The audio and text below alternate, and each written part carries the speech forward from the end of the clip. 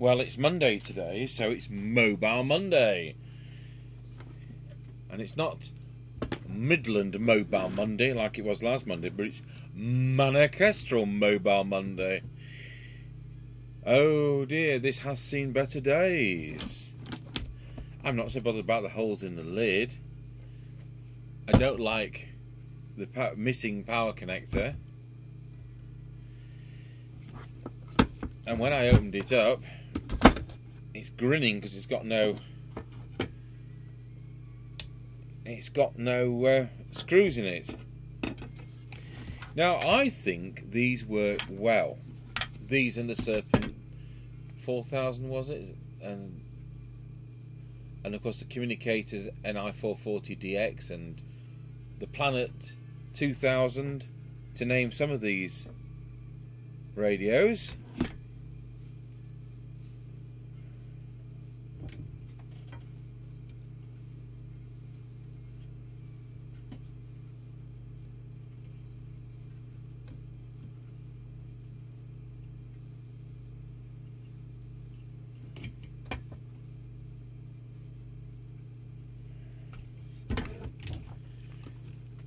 I can see this is going to be another case for the dishwasher, but I've just seen something, oh dear.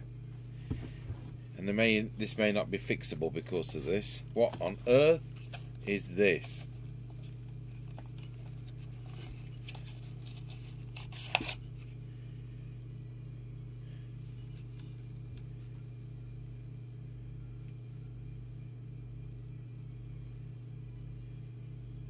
It's a homemade printed circuit board with some awful soldering iron on it. Awful soldering on it. What on earth is it?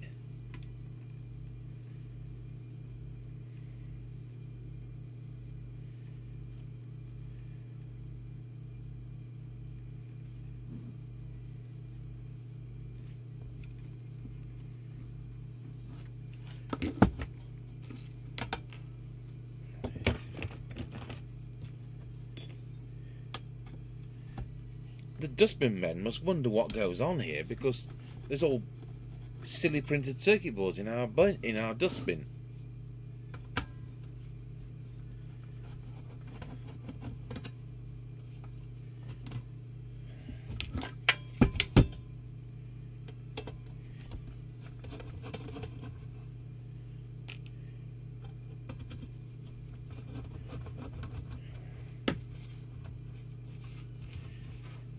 Of course, that foam rubber's turned to dust and is now all over the bench.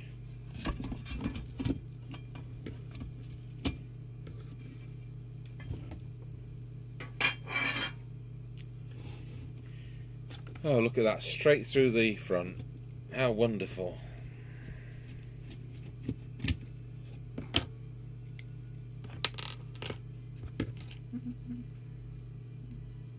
So what it does say on the printed circuit board, which it says on all these, is UK 4000. So is it the Serpent UK 4000? So it tells me that really it was the Serpent UK 4000, and that the LCL communicator and NI440DX came along later using this board.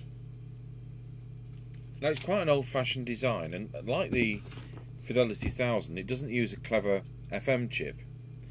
It's a very old-fashioned way of doing it. It's just transistors and, if I remember rightly, a double diode demodulator for FM. So it sounds different, and they're very difficult to set up. And once again, this is one of those where you need a sweep generator. But since we've had the Synad meter in the 90s, it shouldn't be difficult to just set these up for that best Synad reading, like we've been doing with the GT86H recently.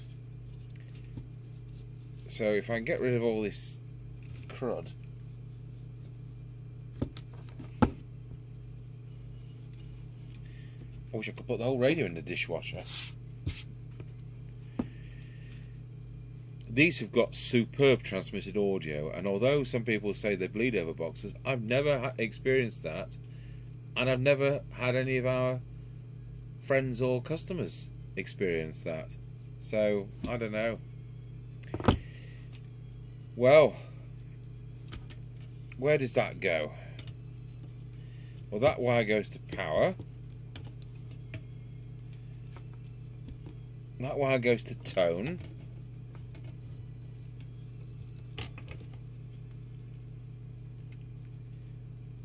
That wire goes to RF gain.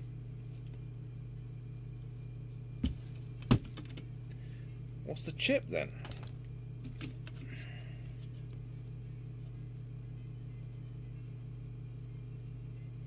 LF353. Isn't that an operational amplifier? Anyway, it's going to come out whatever it is.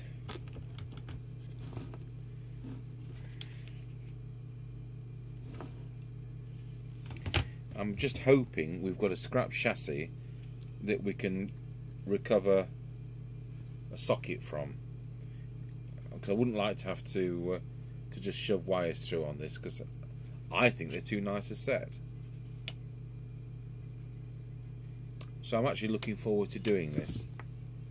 And it was triggered by somebody sent a message, have you done the Manor Kestrel or one of the similar ones? Well, we have done one of the similar ones, but we haven't done the Manor Kestrel, so that can be thrown away. So I thought, right, we'll do it right now. So the first thing I've done on that is to put a socket on it. I have a communicator NI440DX that I've borrowed that off. That's one that came with no lids, and it has a blown or missing output transistor, so that may end up being a scrapper, which will be a shame. Now here's today's tip. So I've put the socket on as it should be, and negative to the top as it should be. The power leads are the Workman CB2R, and they are nearly the right one. It's the square end, not the round one. And what we just do is, with a needle file, I just file off 0.5 millimeter on the notch side, because the pins on this are offset, so there's more plastic there than there is on that side, and that's not kind of what the socket's expecting. So by doing that, taking that 0.5 millimeter away, it fits perfectly, instead of it having the potential to break the plastic. So that is today's tip. And these power leads, we're about out of them. I don't know who the importer is these days, and when I contacted Workman, you've got to spend £1,000 at a time with them, and they're in the United States, so I won't be doing that for the. I think there's only these and those Harvard Good Buddies that take those square ones, so I'm hoping we can cope, but we certainly haven't got any for sale, but we may just have enough for our own needs. So that's our first start. The board's been removed, and that's left us with some interesting bits and pieces. One of the disappointing bits is they've drilled an extra hole for an LED there, which isn't on other sets, so that is annoying. I think it's probably safest to just leave the LED in place and cut the wires off from it, just like that, and then at least there's something in the panel, and not a gaping hole. So that's our first thing. Now the volume control's been removed. I'm not quite sure what goes where, which is why I brought this scrap chassis out. So hopefully we'll be able to copy that and put this together in that way. Right, we're ready for the moment of truth. I found that the high-low power switch, which is at the back, the wiring had been pushed through to the front and was in parallel with the rods of bleep switch. It's a 2-pole switch, you can do that. So I don't know which way round it was, but I think when the Roger Bleep was on, it was on low power. How bizarre. Anyway, managed to put everything else back. There's a wire missing there, and hopefully rerouted things around. So here's a new mic, and they've wired what you call standard Cybernet according to my sheet. So connect that up, and for the first time we'll switch on. So I've got a dirty volume control and no meter lamp.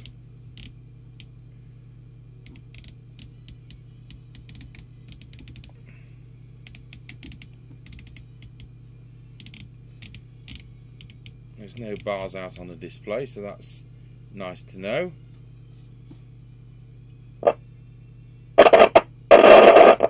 Very dirty volume control.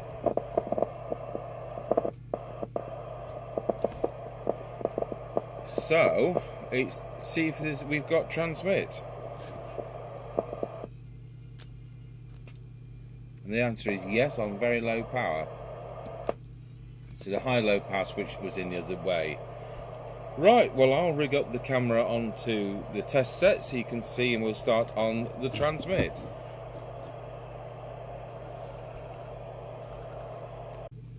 Right, we have a diagram for the layout, and basically the transmit, we'll assume the VCO is right, but there's building work going on here, by the way, if you can hear drilling. But basically we start at L3, 4, 5, 6, 7 and 8, and low power is VR3, no, power meters VR3, low power is VR5, deviation is VR1, and on receive it starts L11, L12, 13, 14, 15, 16 and 17. L10 is a 455 I don't know, adjustment. I don't know whether it adjusts the frequency or whether it adjusts the amplitude.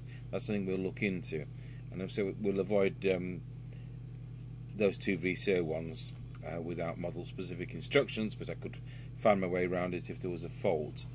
So I need to monitor the 10.24 at 0.27, wiring 0.27, which should be the output of capacitor 49, and the variable capacitor 3 is the frequency adjust. So we'll start by keying it up, and we'll start by switching it on. So we should be on 27.79125. He's way off frequency. In fact, I'll switch the other camera on so you can see that. We may as well start with that. And as ever, I've lost the tool. So let's see whether we can get it to come up.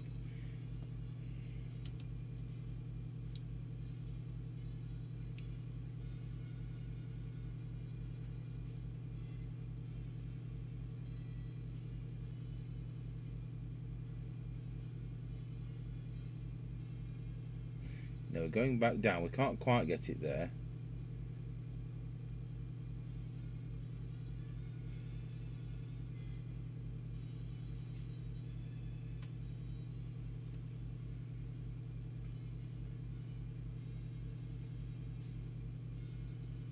Oh, I don't know.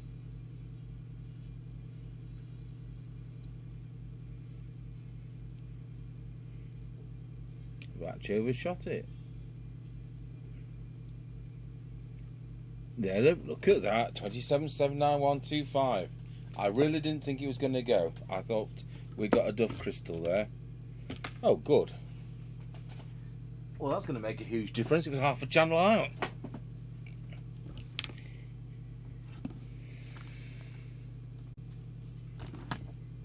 So we'll now start doing the transmit with L2. And just for the record, we are at just under 2.5 watts.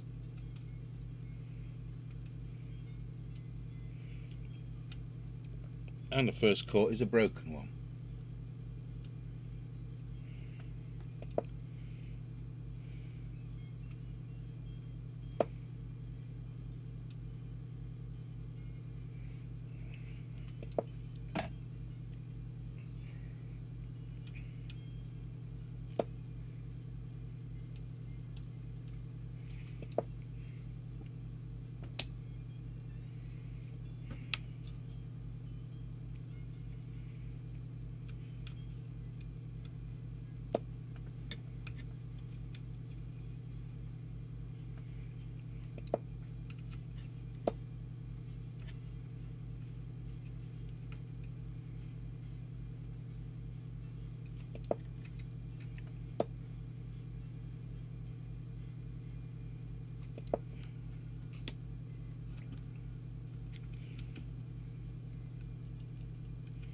To be honest, it doesn't. This kind of thing doesn't look messed about with.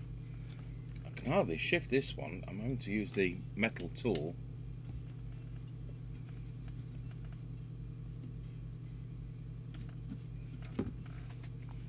They're sealed with paint, so I'll just see if I can scrape enough away.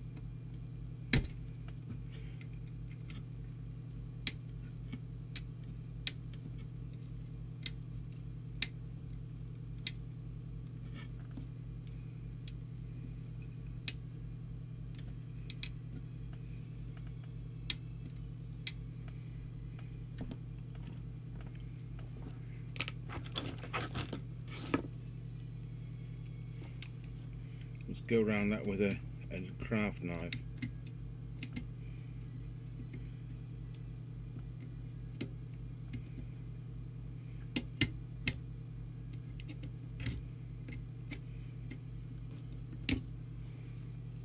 The edge of the coil is already missing, which isn't a good sign.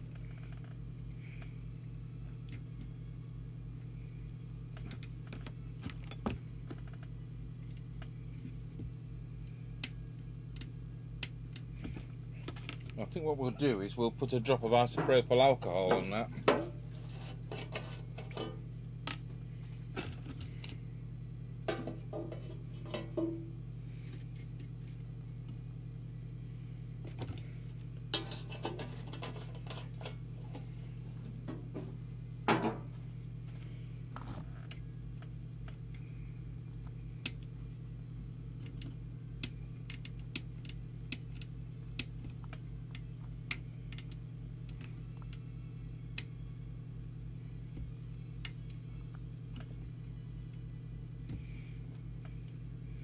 Well, I think the thing to do is to wait for that to hopefully take effect, and we'll get on with the rest of the radio.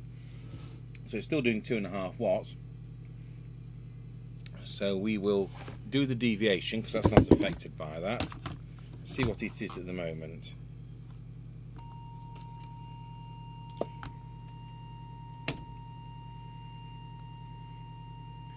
Two and a half. Let's check that with the whistle test. Wallow, 1, 2, wallow. Only marginally high, and deviation is the vertical preset just there.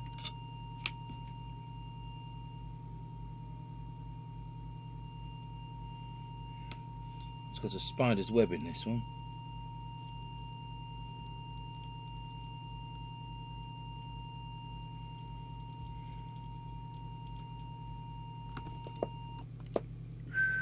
Wallow. That's it.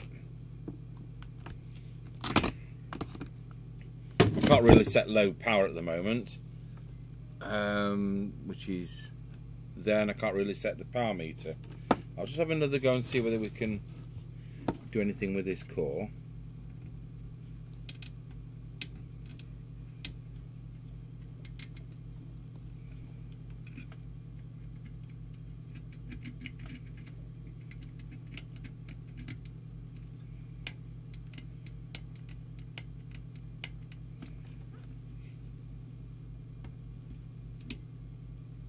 Yes, great. So go back to tuning up the transmitter.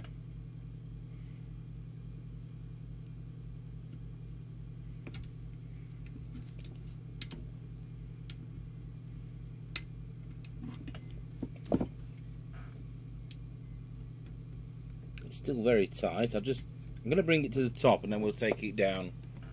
So we've got 2.5. And that in fact is bringing it lower, so taking it up was the thing to do. So now I'll backtrack on that one.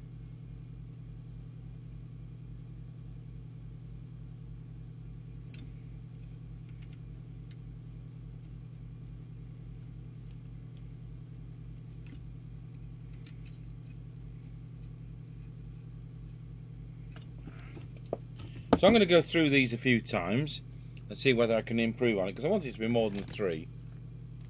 Okay, so if we look at the 3 watt scale, I've just got it just about 2.9 there. There's 3. So we've managed to pull that up to a usable amount. 2.5 to 3, I suppose, is an improvement. And I'm not going to start fault finding, because there isn't a fault. It's just part of tolerance of these type of things. You know, some radios, it's like those fidelity type chassis we did the other day. I mean, anything over 1.7 watts is acceptable, but we don't have a manual for these, and at the end of the day they are a relatively cheap radio, so we can't expect the kind of results we get out of a Cybernet. And that will be a bit more when it's cold, because as the radio heats up, you end up with them being less efficient. So if I keyed this up from cold, it's probably doing about 3.2. So what we'll now do is I will switch it to the I will set up the low power, and we'll do that to the 400 milliwatts it's supposed to be. It's actually slightly over at 450, which just goes to prove that I have got more out of it than it's ever had before. There we go, 400 milliwatts. So although it's a very messed with radio, the transmitter hadn't been messed with. It's really weird. And the other thing to do was the meter. Well, this is going to be a bunch of lies, isn't it? So the meter's supposed to be into the centre of the red zone, and that's exactly where it is, the centre of the red zone. I will just point out that the preset for the meter is down there, but we don't need to adjust it. It's exactly where it's supposed to be. It doesn't tell you any power output, and I keep getting this question time and time again from people. You know, they might look at one of the videos on the aerial, and the S meter says 8. Doesn't mean it's giving 8 watts out. Another time it might say 2. Doesn't mean it's giving 2 watts out, because it only reads anything what we've set it to when it's connected to a dummy load. So, which is, however, on the instrument. So that's when it's 4 watts and the meter reads 4 watts. In this case, you set it for the red zone centre. So don't worry about that one. Means very little. So I reckon we've set up the transmitter, and I'm curious, what does the Roger bleep sound like, if it even works? So I'll put on my monitor receiver.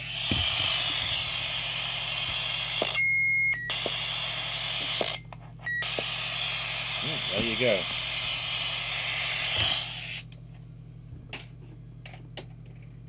So it does work. Right, we'll move over to receive. Tried to clean the controls, but they're a sealed type, but I've kind of squirted into the rivets in the hope that some of those rivets go through into the works. So here we go. We'll set the receive. We have set the receive already.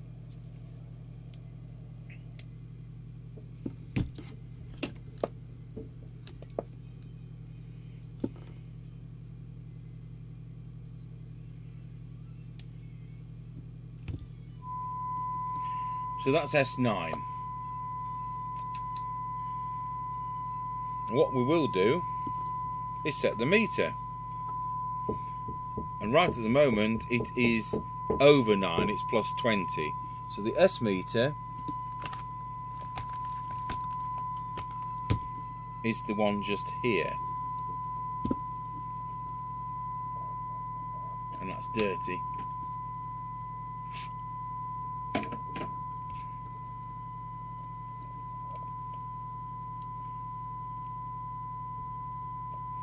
So that's now S9.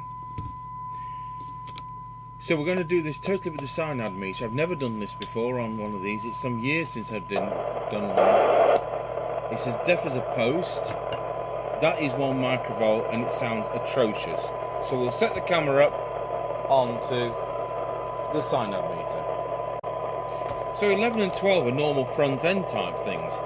But this is where it all goes weird, because it doesn't use a conventional detector. So we'll just turn that attenuator down a little bit. It sounds atrocious, and that's 1 microvolt. So we'll start with L11. Well, that's a major improvement.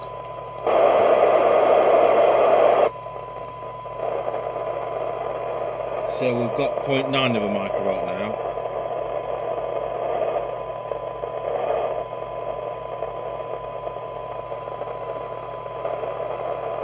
Drop that attenuator again.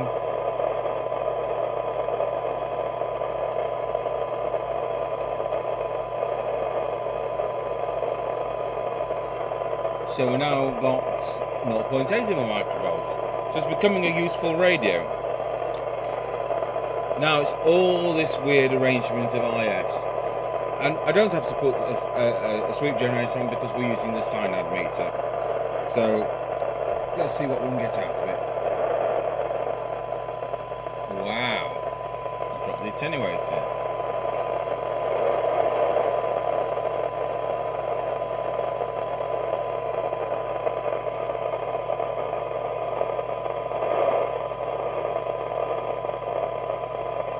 Drop the attenuator again.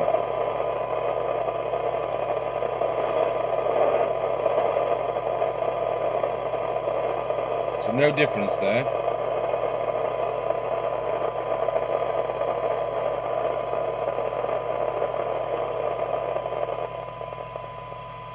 Wow.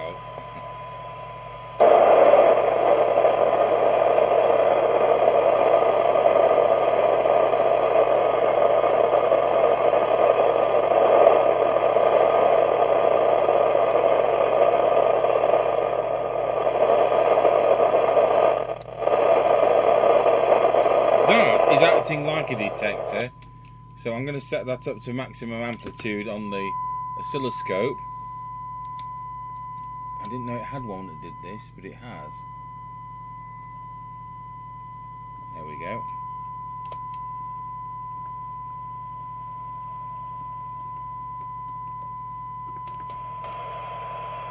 Now, when we started, it was there. That's 3 microvolts.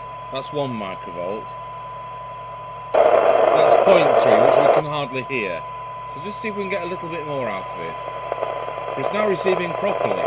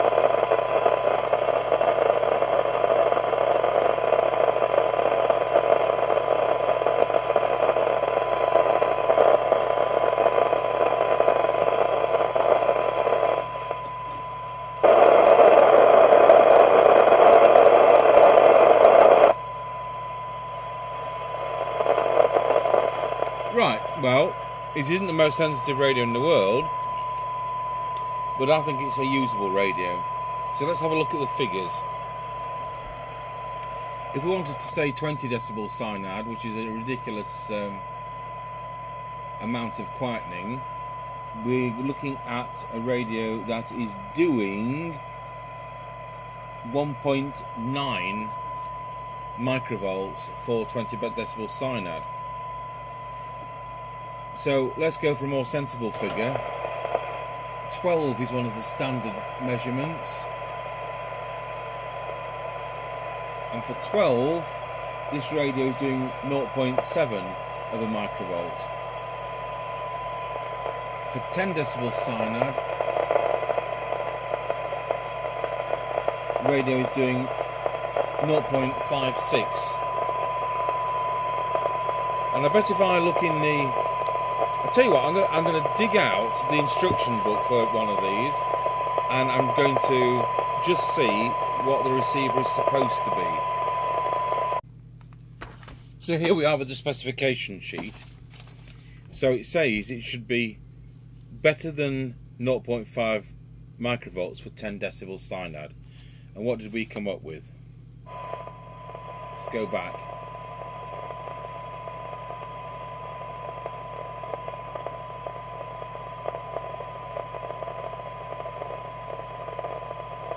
Right, well, if that's 6, 7, 8, 9, 10, 11, 12. We're about there, and that's,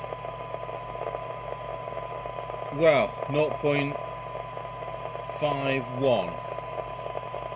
So it's just out of spec, but you know, you could put that down to our instruments or their instruments.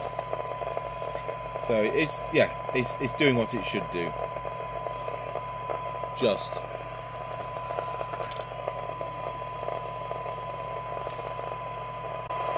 I've been through it one final time, and that's where it is.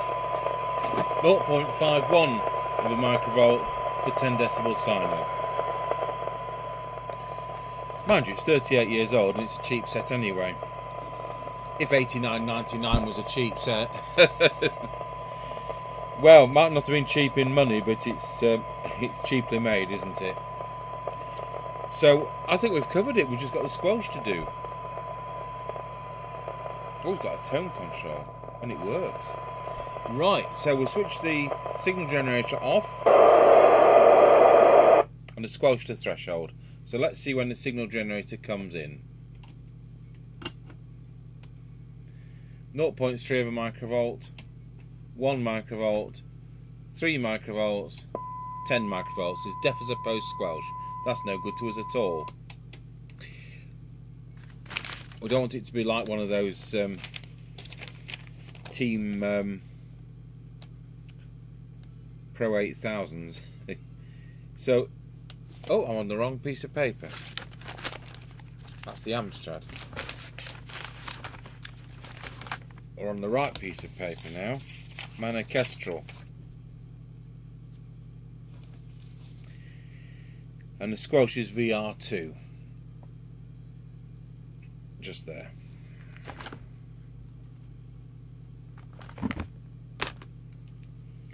So hopefully we can bring it in.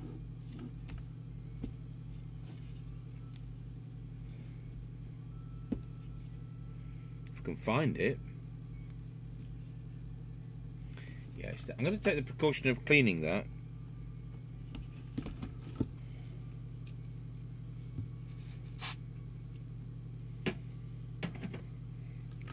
See if we can just drop that to better sensitivity. And the answer is, interestingly, no. Not as well as I'd like it. So that's maximum sensitivity. So once again, I'll switch the signal generator off.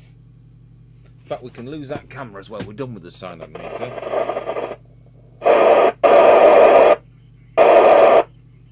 So now we've set the squelch once again, switch the signal generator on.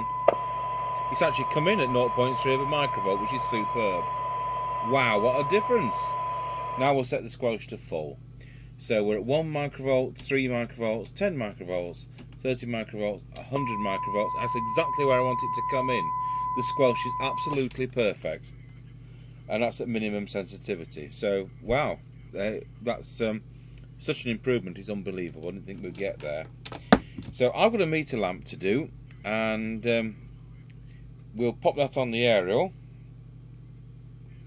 Just make sure there's no buttons and things I need to check. So we've got volume, squelch, RF gain and tone, everything's working. PA, Roger bleep, and channel 9 emergency also works. So it's only doing a fraction away from 3 watts, and I've seen more sensitive sets, but it is working, and we'll see when we do a field test. Get Mr. Chippy to drive down the road as usual, around the wrong side of a hill and round Scratchy Corner, and it probably won't work as well as some sets, but I'm sure we'll get more than 3 miles on it, hopefully towards the full 6. So I'll just do that meter bulb, and then I'll just show it you and on the aerial. Okay, so we've had the cases through the dishwasher. I went to a lot of trouble to take the front panel off and put that through the dishwasher, partly because the mic socket was falling off. So I've now got it on an aerial.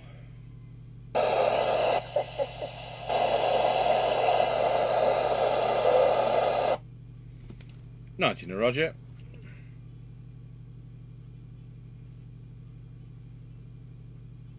Well, that didn't do anything, did it?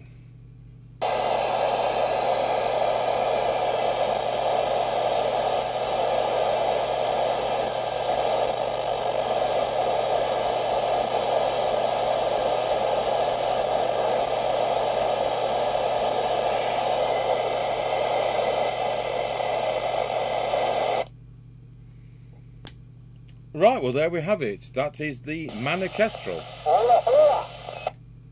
Don't know what that said. Thank you for watching.